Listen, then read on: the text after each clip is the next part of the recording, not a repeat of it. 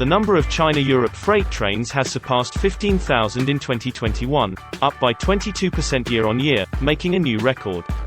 This means at least 40 China-Europe freight trains head for their destinations every day.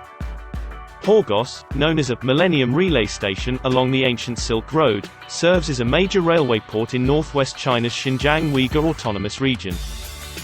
The first China-Europe freight train departed from Horgos in March 2016. Ever since then, cargo trains from across the country head for their destinations in Asia and Europe via Horgos. The inland port has dealt with more than 20,000 cargo trains, turning itself into a hub connecting hubs outside China. 我们坚持365天乘24小时通关作业模式，实现一体化通关、无纸化申报，进一步简化班列通关手续，平均每列只需20至30分钟就可办完放行手续。The city of Duisburg sits along the banks of the Rhine and Ruhr in West Germany.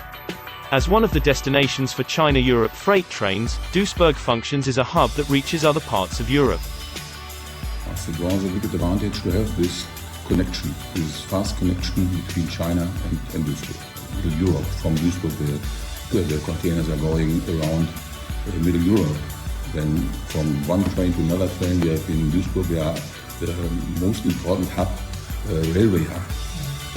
And the container can tranship direct, for example, to trains running to Vienna, running to Milano and other these destinations in Europe overnight. More and more Chinese entrepreneurs have chosen to invest in Duisburg, according to Tuber. Extended during the last 10 years, of course. If you have one train, not a problem, and 60 trains per week was